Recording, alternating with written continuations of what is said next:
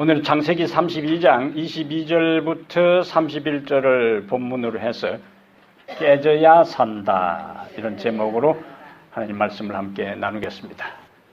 요즘 우리 이웃에 새 집을 한창 건축하고 있는데 원래는 그 자리에 폐허 건물이 있었어요.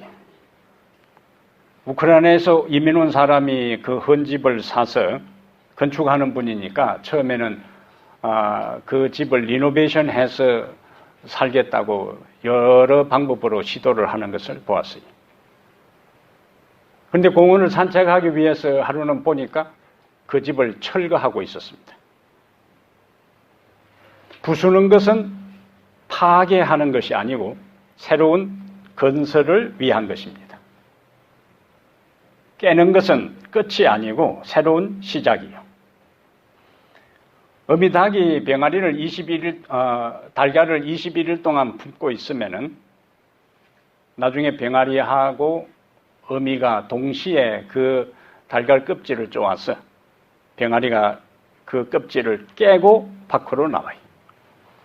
깨어짐은 새로운 출발을 의미합니다. 깨어짐은 새로운 생명의 시작을 의미해요. 그러나 그 부서짐과 깨어짐에는 고통을 그리고 아픔을 동반해요. 그래서 사람들이 부서지는 것, 깨어지는 것을 두려워합니다. 하지만 깨어짐에는 새로운 세계가 열리게 돼요. 완전히 다른 새로운 존재로 거듭나게 됩니다. 사람은 깨어짐을 통해서 깨달음의 경지에 이르게 돼요. 깨어지지 않는 사람은 진정한 깨달음의 맛을 볼 수가 없습니다. 깨어져야 그 깨어지는 과정 속에 깨달음의 경지에 이르게 된다는 거죠. 오늘 우리가 함께 살필 본문에는 하나님께 완전히 깨지는 야곱의 이야기가 등장합니다. 종종 우리가 그런 표현을 쓰잖아요. 완전 오늘 깨졌다, 그 사람한테. 그런 표현을 이제 쓰는데 그 유사한 표현이에요. 야곱은 하나님께 완전히 깨집니다. 야곱 외에 성경에서 하나님께 깨진 경험을 한 사람이 지금 우리가 계속 사도행전을 배우고 있는데 바울이요. 하나님께 완전히 깨지는 경험을 하잖아요. 베드로가 예수님께 완전히 깨지는 경험을 합니다. 자신만만했던 그가 나중에 대제사장의 뜰에서 신문을 받던 예수님을 3번이나 거부한 다음 깨지는 경험을 해요. 그 깨어짐의 경험을 통해서 높은 믿음의 정상에 서게 됩니다.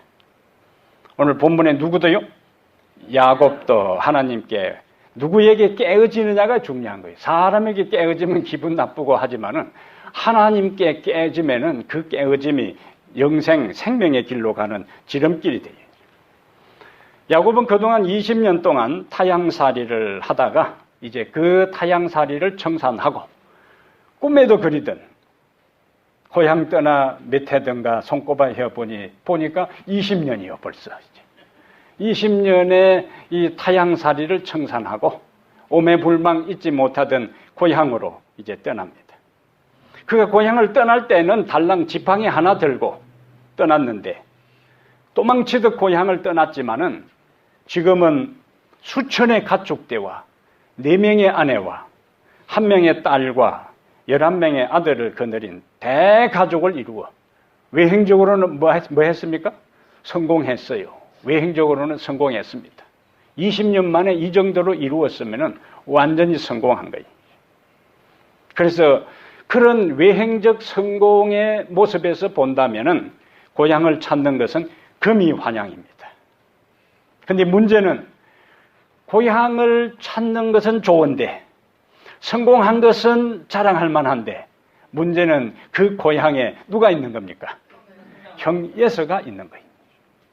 그 형을 피할 수 없이 맞닥뜨려 하는 거예요. 그래서 우리는 32장 앞부분에 보면은 이 분노한 형을 달래기 위해서 선발대로 종들을 보내서 야곱이 있는 아첨 없는 아양 다 떨면서 형을 부를 때는 내 주라 부르고 자기를 이야기할 때는 주의 종이라고 종들에게 시켜서 그렇게 표현하게 하는 거죠. 왜냐면 원래 태어날 때에 이 에석과 야곱은 서로 주도권을 두고 이 리브가 뱃속에서 툭닥툭닥 싸우던 상황이었으니까 하나님께서 서열을 딱 정해줬어요. 큰 자가 작은 자를 섬기리라. 에서는 그것만 생각하면 기분 나쁜 거예요, 이제. 그런데 아예 그 동생이 안 보였으니까 괜찮았는데 그 동생이 다시 나타납니다. 그 동생이 나타나면 하나님이 서열을 정해준 대로 어쩔 수 없이 또 형은 뭐 해야 되는 거예요? 동생을 섬겨야 되는 거예요. 이러한 이 위계 질서 속에서 야곱은 내가 형님에게 찾아가지만은, 내가 고향을 가지만은 내가 형님을 섬기겠습니다. 그래서 주의 종이라고 자신을 한없이 낮추는데, 에서는 들은 채 만채, 종들을 본 채 만채 400명을 이끌고 야곱에게 온다는 급박한 소식을 듣게 돼요. 야곱의 온 가족의 분위기가 어땠을까요? 종들이 완전히 사색이 되어서 이제 돌아와서 야곱에게 보고를 합니다. 그러면은 야곱의 가족들이 그 주변으로 다 몰려들었을 거예요. 에서가 어떻게 반응하더냐고. 그런데 종들의 보고가 에서가 분노한 몸으로 우리의 말을 들은 채 만채 지금 그대로 지금 400명을 이끌고 우리에게로 오고 있다. 야곱의 온 가족에게 공포가 휩쓸고 지나갔을 거예요. 이런 위기의 때에 야곱은 어떻게 처신했는가? 이런 위기의 때에 하나님은 어떤 과정과 방법으로 그를 절체절명의 위기에서 그 위기를 대비하도록, 그리고 궁극적으로 그를 건져내셨는가? 그러면 오늘 우리가 삶의 위기를 만날 때에 우리는 어떻게 해야 하는가? 오늘 본문을 통해서 살펴보겠습니다. 첫 번째, 위기의 때에는 하나님과 홀로 있으라. 위기의 때에는 어떻게 하라고요? 하나님과 홀로 있으라. 이것을 프랑스 철학자이면서 수학자였던 파스칼은 그의 팡세에서 신 앞에 선 단독자라 그렇게 했어요. 모든 사람들은 하나님 앞에 홀로 선 존재들이라 그렇게 표현했어요.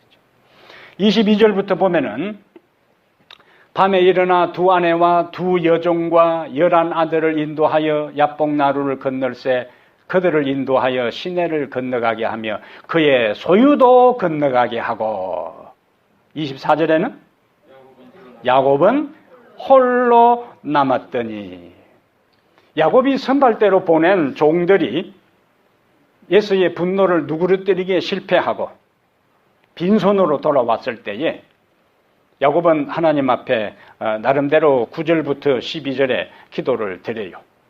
그런데 이때는 완전히 깨어지질 않았습니다.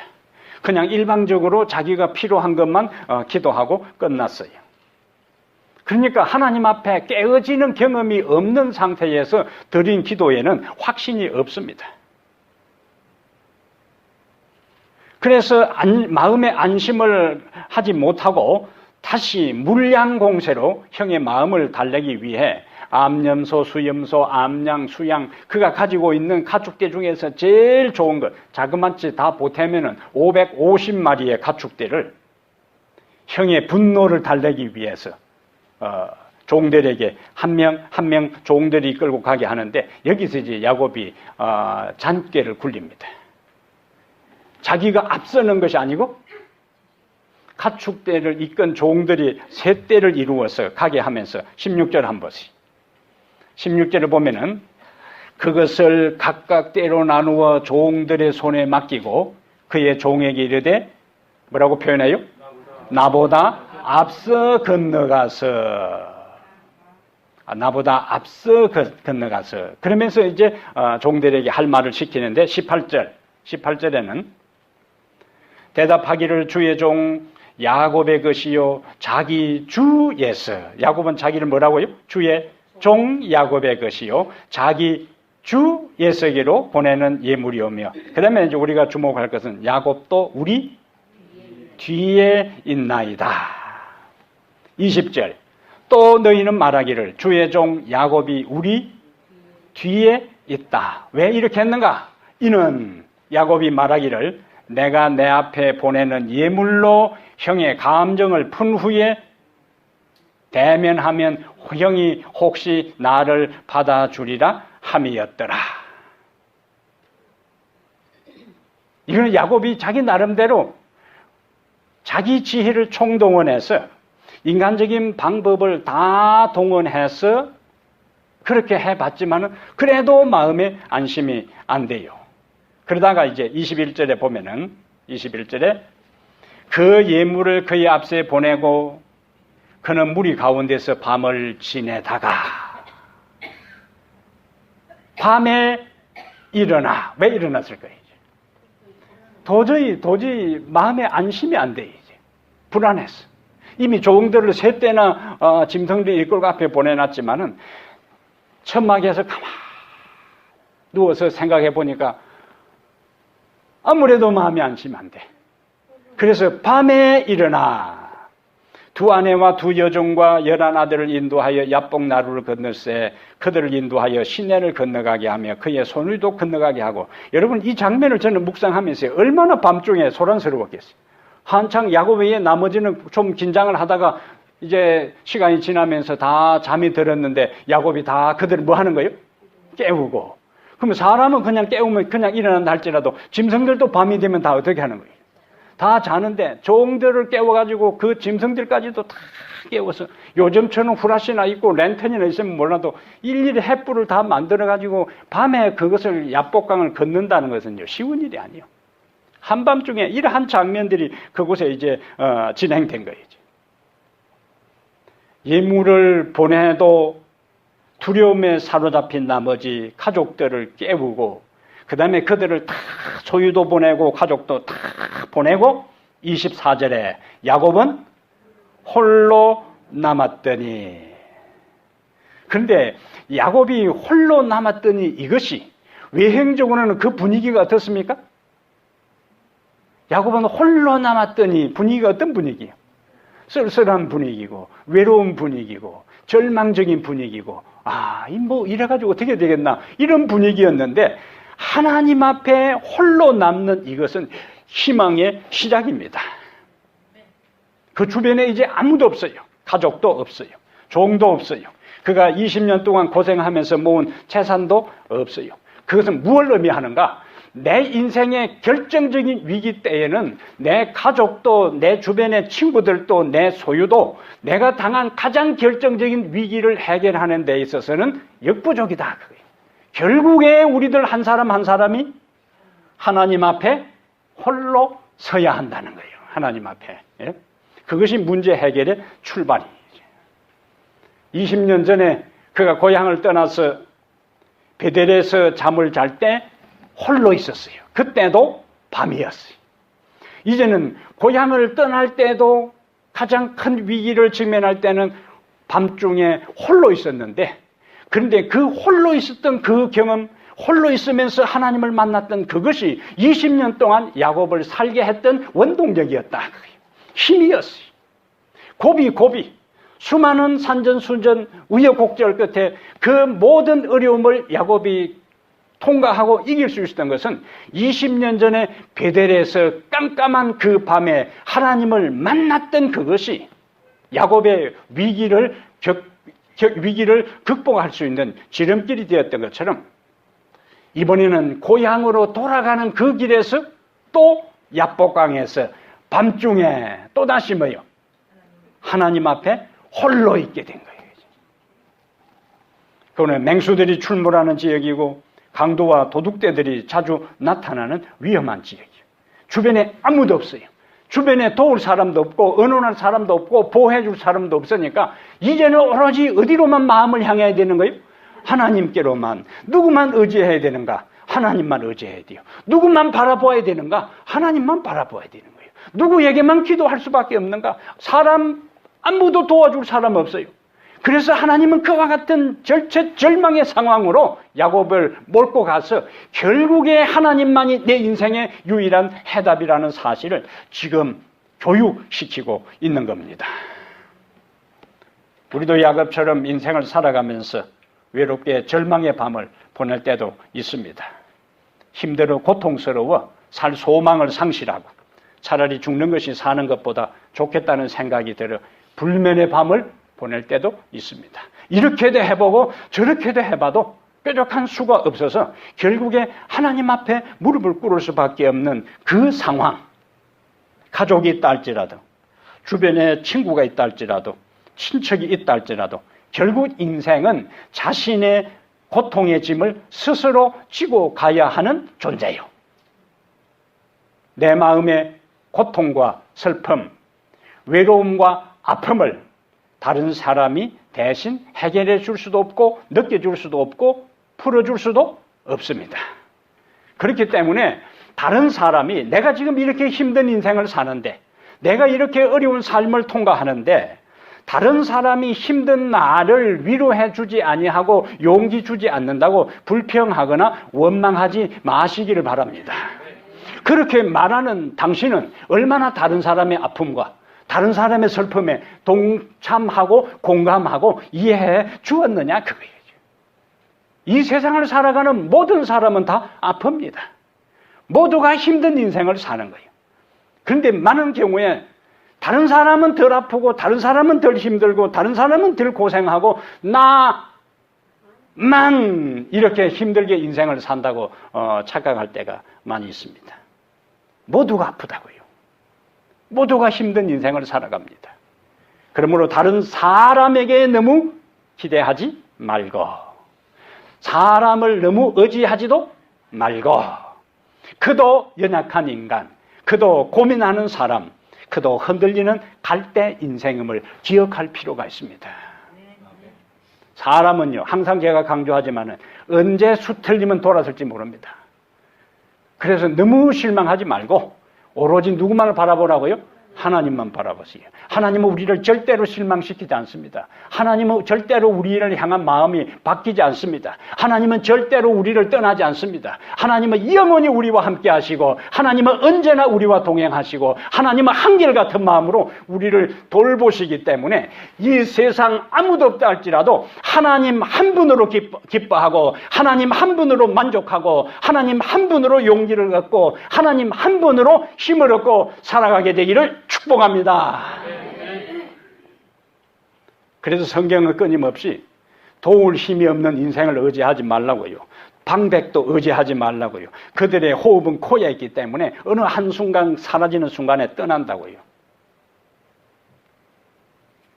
누구만을 바라보자. 하나님만을 바라보자. 누구만을 의지하자. 하나님만을 의지하자. 누구만을 믿고 살자. 하나님만을 의지하자. 이 약속대로 살아가게 되기를 바랍니다. 그럼 야곱은 왜 홀로 남았는가? 24절에. 야곱은 왜 홀로 남았는가? 부조와 선자 197페이지에 야곱은 그 밤을 기도하며 보내기로 결심하고 홀로 하나님과 같이 있기를 바랐다. 하나님께서는 에서의 마음을 부드럽게 하실 수 있으셨다. 그의 유일한 희망은 하나님께 있었다. 그의 유일한 희망은 누구에게요? 하나님께. 유일한 희망은 하나님께 있었어요. 그가 잔머리를 굴려서 짐승을 보내고 종들을 파견하고 그 다음에 주의 종, 나의 주 이러한 것으로 되는 것이 아니고 그의 유일한 희망은 하나님께 있었다. 자신의 이제 힘으로 할 수 있는 것은 다 했어요. 더 이상 할 것이 없어요. 피할 길도 없습니다. 그래서 그는 하나님 앞에 무릎 꿇고 눈물로 기도하기 시작합니다. 유일한 도움은 그 풍전등화와 같은 위기 상황 속에서 20년의 낯선 땅에 살아갔을 때의 그 힘든 상황보다 이제는 가족이 몰살당하고 20년 수고한 모든 재산이 하루아침에 다 빼앗기는 가장 힘든 위기의 때에 그가 도움을 요청할 수 있는 유일한 분은 하나님밖에 없어요. 그를 도와주실 수 있는 분도 하나님밖에 없었습니다. 그래서 다윗은 그의 장인이면서 그의 왕이었던, 그가 섬겼던 군주였던 사울의 칼을 피해서 도망다니면서 시편 121편에 내가 산을 향하여 눈을 들리라. 나의 도움이 어디서 올꼬? 나의 도움은 천지를 지으신 여호와에게서로다. 이 말씀 믿으시면 아멘. 다윗이 골리앗을 쳐부수고 이겼을 때는요, 수많은 사람들이 다윗이 민족의 영웅으로 그를 따르고 칭찬하고 박수치고 노래했지만은 나중에 사울이 마을마다 다 방을 붙여서 다윗을 신고하려 했을 때에 도망가는 곳마다 많은 사람들이 다윗을 부지런히 신고했습니다. 그게 누구의 마음이라고요? 사람의 마음이요. 사람의 마음. 한순간 돌변하는 것이 인간이기 때문에 넘어지하지 말라는 걸 다시 한번 강조합니다. 유일한 도움은 어디서 온다? 천지를 지으신 하나님께로부터 온다. 절대 절망, 절대 고독의 순간은 주님이 우리를 찾아오시는 시간입니다. 요셉이 애굽의 포로로 이 노예로 팔려갔을 때는 그에게 희망이 없어요. 그의 인생은 거기서 끝난 것입니다. 그런데 노예도 인생의 막장인데 노예가 감옥에 투옥되었다. 그럼 어때요? 정상적인 사람도 감옥에 투옥되는 순간에 그의 인생이 고달픈데 노예의 신분에서 감옥에 투옥되었으면 그 인생은 이제 볼장 다 본 거예요. 그런데 노예로서 감옥에 투옥된 그에게 하나님이 찾아오실 때에 그의 인생은 반전되었어요. 모세가 애굽에서 왕자로서 계성 영순위가 되었을 때에 그러나 민족을 위한다는 그것이 오히려 오해를 받아서 미디안 광야에 도망가 있을 때에 사람들은 그를 잊었어요. 형제들도 40년 동안 소식이 없으니 이제는 뭐예요? 가출 신고했다가 안 되니까 사망 신고한 그런 상황이에요. 다 끝난 사람들, 가족 다 잊혀진 존재예요. 그러나 누구는 잊지 않았다고요? 하나님은 모세를 잊지 않았어요. 그리고는 홀로 이제 그의 인생의 미래는 아무것도 없다고 생각하고 이제 양이나 치다가 이곳에서 내가 죽어도 내 형제들이 왕궁에서 나를 그렇게 따르던 사람들, 당신이 왕이 되면 내가 당신의 측근으로서 최고의 일을 하겠다고 했던 사람들에게 다 기억 속에 사라진 그 순간에 하나님은 그를 잊지 않고 찾아오셔서 그의 이름을 일부러 불러주셨어요. 모세야, 모세야, 어이 이렇게 부르지 않았어요. 모세야라고 불러주셨다는 거예요. 그것은 사람들은 다 뭐예요? 너의 이름을 잊어버려도 나는 너를 잊지 않고 있다는 거예요. 그래서 모세야, 모세야. 엘리야가 갈멜산을 대결해서 결정적인 승리를 거둔 다음 왕후의 위협 앞에서 쪼그려가지고 살기를 위해서 도망갔는데 살기 위해서 도망갔으면 왜 로뎀나무 아래서 하나님께 죽여달라고 그래요? 그러면 차라리 이세벨 앞에 딱 버티고 이렇게 남자답게 한판 벌리고 해야 되지 살려고 도망갔다가 나중에 누구 보고요? 하나님 보고 죽여달라고 그렇게 하죠.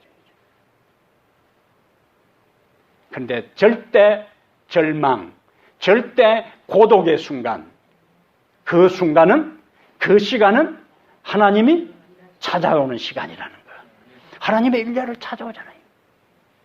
엘리야도 그 인생이 끝났다고 생각했어요. 요셉도 그의 인생이 끝났다고 생각했어요. 모세도 그 인생이 끝났다고 생각했어요. 근데 하나님은 요셉을 총리로 만드시고 하나님은 모세가 이스라엘의 구원자가 되게 하시고 하나님은 엘리야, 자기는 로뎀나무 아래에서 죽기를 구하였는데 하나님께서 그에게 사명을 주시고 나중에 열왕기하 2장에 불수레와 불병거를 타고 엘리야는 하늘로 승천하게 되고 예수님이 변화산에서 기도할 때에 그곳에 등장해서 예수님을 위로하는 하늘의 사명자로 나타난 것을 보게 되는 거예요. 절대 절망, 절대 고독의 순간은 주님이 찾아오는 시간이고 주님이 찾아오는 시간, 주님이 찾아오시면은 그 인생의 운명의 반전이 일어난다. 믿으시면 아멘. 아멘. 여러분의 삶의 문제는 무엇입니까? 여러분이 가지고 있는 어떤 문제가 여러분의 삶을 그토록 힘들게 만듭니까? 여러분의 삶의 어떤 어려움이 여러분의 삶을 고단하고 고달프고 지치게 만듭니까? 그것이 건강 문제일 수도 있어요. 그것이 사업 문제일 수도 있어요. 그것이 외로움의 문제일 수도 있어요. 그것이 자녀 문제일 수도 있습니다. 그것이 분노일 수도 있어요. 그것이 죄책감일 수도 있어요. 그것이 근심일 수도 있어요. 그것이 자기가 자기를 지배하고 있는 마약일 수도 있습니다. 인간적인 방법으로 다 해결하려고 시도하는 대신에 그 모든 문제, 어떤 종류, 어떤 정도의 문제를 할지라도 그것을 가지고 누구를? 주님을 홀로 찾아가게 되기를 바랍니다. 그러면 요셉에게 일어났던 기적이, 그러면 엘리야에게 일어났던 기적이, 그러면 요셉에게 일어났던 기적이 여러분에게도 일어난다는 사실을 확신하게 되기를 바랍니다. 야곱이 하나님 앞에 홀로 기도할 때에 24절 보면은 드디어 이제 하나님이 개입하십니다. 하나님이 야곱을 깨뜨리셔요. 야곱이 홀로 남았더니, 홀로 남았을 때에 밤중에 낯선 곳에 홀로 남았을 때에 어땠을까요? 얼마나 마음이 긴장하고, 얼마나 마음이 불안하고, 얼마나 마음이 초조하고. 근데 낯선 곳에서 무서운 것은 짐승도 무섭지만은 요즘도 옛날이나 무서운 거는 뭐요? 사람이요, 사람. 긴장을 하지 않고 있는 상태, 불안하고 초조하지 않은 상태에서도 사람이 나타나면, 누군가 나타나면은 공포에 질릴 수 있는 상황인데, 지금 극도의 긴장 상태에서 아드레날린이 팍팍 나오는 상황인데, 이야! 하고 어떤 사람이 갑자기 나타날 때 얼마나 놀랐을까요? 예? 딱 밤중에 누군가 와서 딱 덮칠 때에 그 상황이 지금 24절의 배경이에요. 그러니까 여러분들이 24절 읽을 때 야곱은 홀로 남았더니 어떤 사람이 날이 새도록 야곱과 씨름하다가 읽으면 아무 재미가 없어요. 그 장면 속으로 들어가야 되는 거예요. 장면 속으로. 내가 야곱이 되어서 그 불안한 상태, 초조한 상태, 안절부절 못하는 상태, 긴장된 상태 있을 때에 갑자기 어둠 속에 누군가 나타나서 야! 하는 순간에 얼마나 내가 놀라고 힘들었을까. 이때는 뭐예요? 이제는 죽기 살기로 이제 싸워야 되는 거예요. 지면 죽는 겁니다. 이곳에서 이제 야곱은 생사를 건 결투를 이제 벌리는데, 그 싸움이 얼마나 격렬했던지, 날이 살 때까지 그 싸움이 계속되었어요. 이 싸움의 상대가 누군가? 나중에 보면 하나님이시죠. 호세아 12장 4절에 주의 천사 여호와의 사자였습니다. 그런데 하나님께서 야곱하고 싸울 때에 힘이 붙여가지고 야곱이 그냥 죽기 살기로 젖먹던 짐까지 내가지고 달라붙으니까 하나님께서 이때까지 시간을 끌었을까요? 옛날 우리 아들이 어렸을 때에 아빠하고 씨름하자고 달라들어요. 요즘 제가 씨름하면 여러분한테 못 얘기지만은 이 아이가 뭐 7, 7, 8살 때 아빠 씨름하자고 달라들고 8 씨름하자고 달라들면은 보통 아버지들이 볼 때 이 자식 하면서 다 이렇게 이기는 것이 아니고 뭐예요? 이렇게 해서 이제 져주는 거예요, 이제. 예? 이렇게 해서 져주는 거예요. 그냥 팍 넘어가면 아이가 눈치를 채니까, 이렇게 해서 이제 져주는 거예요. 요 분위기가 그런 분위기예요. 하나님께서 날이 살 때까지 야곱과 뒹굴면서 뽀얀 먼지를 일으키면서 모래바닥에서 뒹굴다가 하나님께서 엉덩배 하나 딱 치니까 뭐예요? 엉덩배 치는 순간에 그냥 이고 탈구가 돼가지고 그냥 병신이 된 거예요. 그냥 불구자가 된 거예요. 인간이 하나님 앞에 뭔 재주로 하나님과 더불어 싸워 이기겠어요? 그 과정을 통해서 야곱이 지금까지 살아왔던 삶 속에 어떻게 살아왔는지를 그가 그 고통 속에서 되돌아보게 하고, 그의 가슴 속에 남아있는 20년의 세월이 흘러도 사라지지 아니하는 죄의 책감으로부터 그를 자유케 하기 위해서 하나님께서 그를 깨고 결정적인 순간에 한 방으로 그를 치신 거예요. 이제. 그러면 이제 야곱이 이전에는 20년 동안 목동 생활을 했으니까 건강했을 거 아니에요. 그때는 어떤 계산을 했다고요? 종들을 앞에 세 그룹으로 보내가지고 한 그룹을 치면은 이제 급보가 날아올 거 아니에요? 그때는 재빨리 뭐 할 수 있었다고요? 도망갈 수 있는 상황이요. 그런데 이제는 팔도 아니고 팔이라도 했으면 이렇게라도 움켜쥐고 도망을 가지만은 뭐 요즘 같으면 응급실에 실려간다지만은 그 들판에서 어떻게 하겠어요?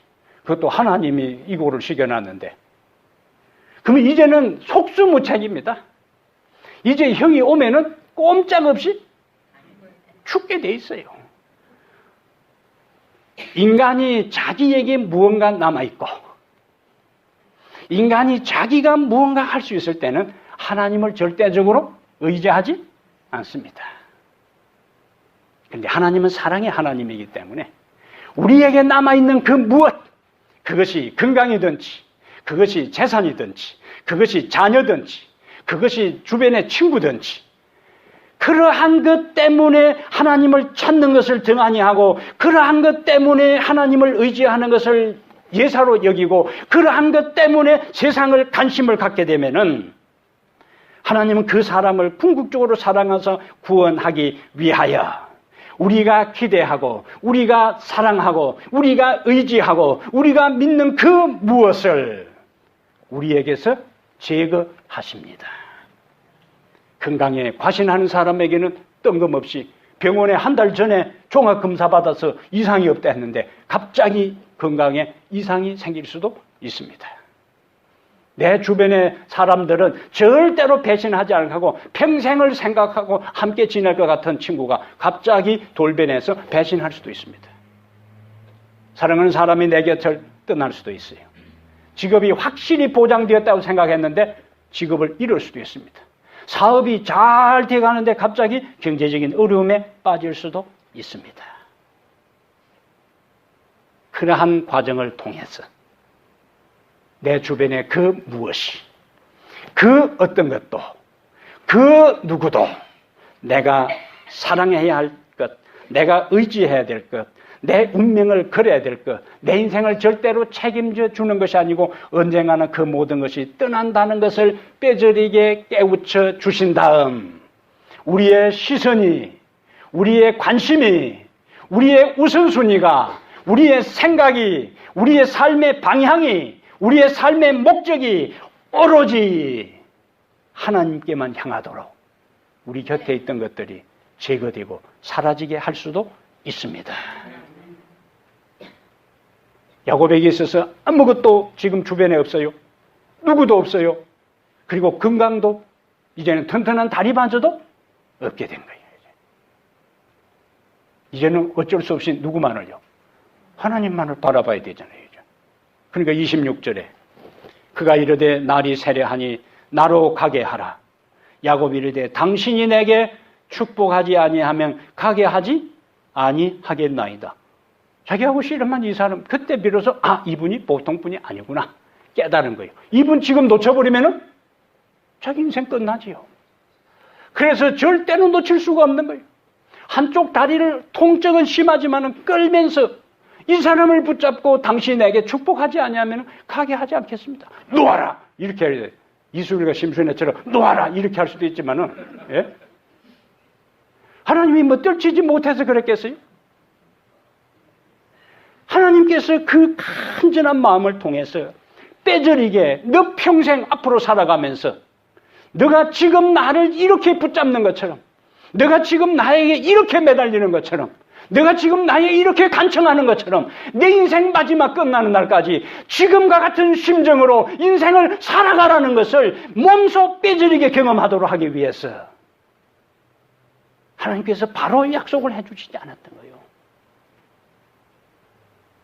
평생을 여러분의 삶이 고달플 때에, 여러분의 인생이 힘들었을 때에, 여러분의 인생에 아무런 희망이 보이지 않던 그 순간에 하나님께 그렇게 찾았고 하나님께 울부짖었고 하나님께 무릎 꿇었던 그때의 심정을 말마다 날마다 뒤새기고 추억하고 회상하면서 살아가게 되기를 바랍니다. 그 인생은 절대로 실패하지 않습니다. 그 인생은 반드시 구원받습니다. 하나님께서 그 인생은 절대로 저버리지 않아요. 하나님은 그 인생을 절대로 나 몰라 하지 않고 이 세상에 모든 사람이 떠나가도 그런 사람은 그 하나님의 은혜를 마음속에 끊임없이 되새기고 간직한 사람은 그때에 그 간구했던 심정대로 또다시 하나님께 매달리기 때문에 그 사람의 구원은 확실하고 틀림이 없는 것입니다.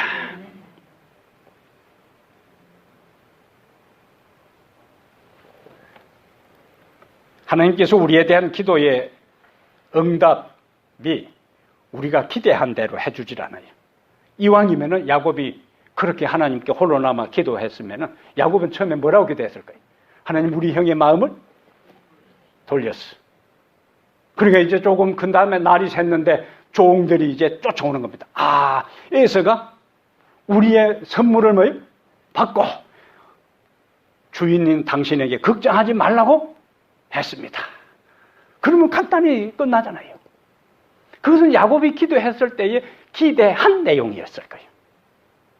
그러나 우리가 기대한 대로 우리가 기도한 그 내용들이 항상 일치되는 것은 아니요. 하나님의 응답은 야곱을 완전히 어떻게 했어요? 깨뜨리잖아요. 그래서 이사야 55장 8절 9절에 내 길은 너희 길과 다르고 내 생각은 너희 생각과 달라서 하늘이 땅보다 높음같이 다르다고 말씀하셨어요. 그래서 우리의 얄팍한 기대와 생각과는 달리 하나님은 멀리 보세요. 하나님은 입체적으로 보세요. 하나님은 통합적으로 우리의 인생을 인도하시기 때문에 내가 바라고 기대하던 대로 내 삶이 펼쳐지지 않는다고, 내가 기도한 대로 하나님이 응답해 주지 않는다고 기도해봐야 소용없다고 하지 말고, 하나님은 내가 보지 못하는 것을 보시고 내가 듣지 못하는 것을 들으시고 내가 알지 못하는 것을 아시고 하나님은 내가 가야 할 그 길을 나보다 더 잘 아신다고 생각하고 여전히 그분을 신뢰하고 믿고 따르시기를 바랍니다. 이제 야곱의 계획이 완전히 틀어졌어요. 원래는 한 때를 치면 뭐 하겠다고 도망가려고 했는데 이제는 뭐 더 이상 도망갈 수가 없잖아요. 에서와 그렇다고 그냥 결사적으로 형 그러면 막 한번 붙읍시다. 맞짱 뜹시다. 이렇게라도 할 수 있는데 그것도 안 되고, 왜냐하면 옛날 싸움은 쫄뱅들끼리 싸우는 것이 아니고 대장들끼리 딱 나와서 싸우는 것이기 때문에 형 그 뭐 400명 그거 가지고 덮주지 말고 형하고 내하고 딱 한번 뭐요? 맞짱 뜹시다. 이렇게 할 수도 있어요. 어차피 뭐 안 되는 거 까지 것 하고 딱 한번 합시다. 이렇게 할 수도 있습니다. 근데 지금은 다리가 그리 돼가지고 그것도 안 돼. 그러니까 이것도 안 되고 저것도 안 되고 하나님의 개입이 아니면은 그가 살아날 길은 없습니다. 그런데 여러분, 인간의 궁지는 하나님이 일하실 기회이다. 따라합니다. 인간의 궁지는 하나님이 일하실 때이다. 내가 아무것도 할 수 없을 그때에 이제는 하나님은 하실 수 있습니다. 나는 몰라도 하나님은 아시고 나는 할 수 없어도 하나님은 하실 수 있기 때문에 인간의 궁지는 하나님이 일하실 때이다. 믿으시면 아멘. 마지막 세 번째, 동트는 새벽은 온다. 27절. 그 사람이 그에게 이르되 내 이름이 무엇이냐? 그가 이르되 야곱이니이다. 그가 이르되 내 이름을 다시는 야곱이라 부를 것이 아니요 이스라엘이라 부를 것이니 이는 내가 하나님과 및 사람들과 겨루어 이겼음이니라. 야곱, 발꿈치를 잡은 자, 찬탈자, 속이는 자요. 그래서 야곱이 다른 사람에게 대화를 하다가 통성명하고 내가 진짜 당신에게 진짜 내가 진실로 참말로 이야기하는데 하면은 이미 그 이름이 속이는 자요. 그 이름 가지고는 야곱이 그의 인생의 축복을 누릴 수가 없습니다. 야곱의 이름은 그가 살아온 삶의 전부를 보여주는 거예요. 빼앗고 속이고 자기 얄팍한 장깨로 그의 인생의 문제를 해결하려고 했던 그것, 이제는 그것 다 이제 내려놓고 새롭게 출발하는 거예요. 그래서 하나님께서 그에게 새 이름을 주셨는데 그것이 바로 이스라엘입니다. 이스라엘. 하나님과 사람들과 더불어 겨루어 이겼다. 하나님 앞에서는 깨지면서 이겼고, 그 다음에 사람들을 이겼다 하는 것은 앞으로 그 이름 가운데 벌써 뭐가 있어요? 에서를 만나서 그가 패배하지 아니하고 승리할 것을, 살아남을 것을 그가 이름 속에 하나님께로부터 선물을 받은 것입니다. 야곱은 이제 죄의 용서를 받았어요. 당면한 위기 앞에서 스스로 해결을 했지만 문제는 해결하지 않고 공포만 엄습했어요. 그런데 하나님 앞에 그가 완전히 굴복했습니다. 이때에 33장 가보시. 33장 32장 31절에 그가 번뇌를 지날 때에 뭐가 했다고요? 해가 돋았고 날이 샜다는 거예요. 원래 일반적으로 사람들이 쓰는 말은 부정적인 말이라. 그 날 샜다. 날 샜다 하면 뭐예요? 끝났다는 거예요. 그런데 성경은 날 샜다 하는 게 끝난 게 아니에요. 새로운 희망이에요. 새로운 희망입니다.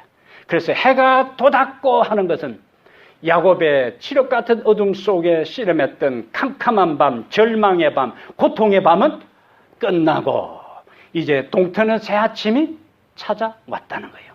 그런데 동트는 새 아침이 찾아올 때 야곱의 상태는 그의 허벅다리로 말미암아 절었더라. 하나님께 깨진 경험을 가진 자에게 그 깨진 상태로 끝나는 것이 아니고 그에게 뭐가 찾아온다고요? 희망의 새 아침이 찾아오는 겁니다.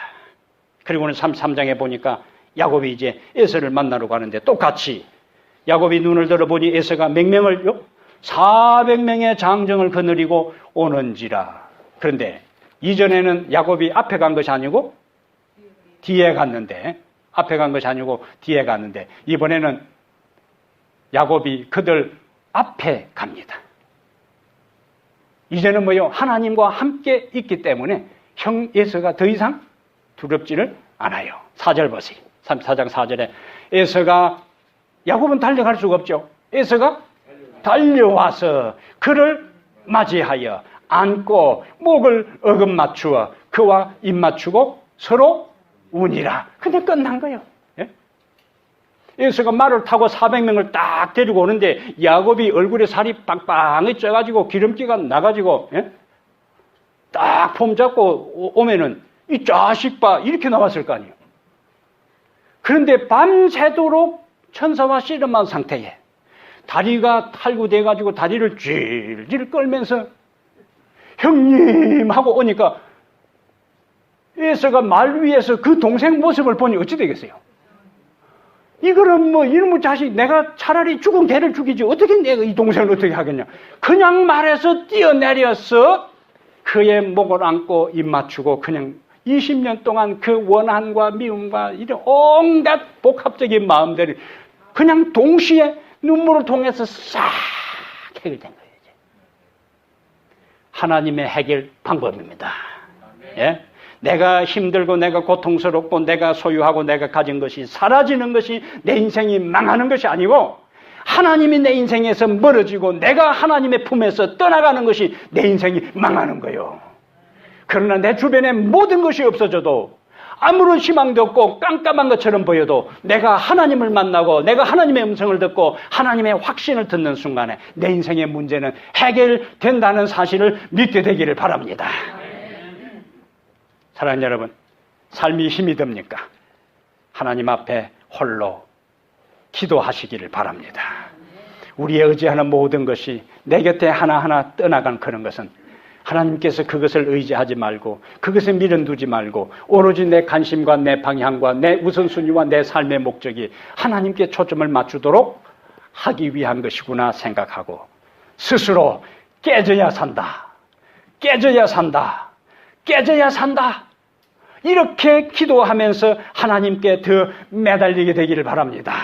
그러면 야곱의 어두웠던 인생에 동트는 새 아침이 오고 20년 동안에 불안에 떨고 초조하고 안절부절 못했던 그것이 하루아침에 현관에 적극적인 화해가 이루어지면서 20년의 모든 죄책감이 해결되고 하나님 안에서 이스라엘 승리자가 되었던 것처럼 그 역사가 오늘 여러분과 저의 삶에도 일어날 수 있습니다.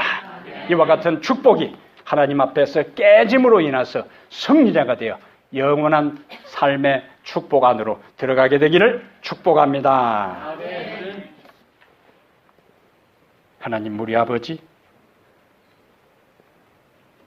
고단한 인생을 살고 고달픈 삶을 살아갈 때에 지치고 시달린 우리에게 유일한 소망, 유일한 희망, 유일한 보호자, 동행자, 주님밖에 없음을 고백합니다. 변치 아니했을 것 같은 사람들, 곁에 영원히 있을 것 같은 사람들마저도 한순간에 수틀리면 떠나는 것이 인간 삶의 모습일진데, 그러한 사람들을 바라보며 실망하는 대신에 없어질 재물과 건강과 모든 것에 아쉬움과 미련을 갖지 말고 영원히 함께 하시고 영원히 떠나지 아니하시는 주님께 우리의 시선을 고정시키며 살아가는 믿음의 사람들이 되게 하여 주시옵소서. 무엇을 의지하고 살아왔습니까?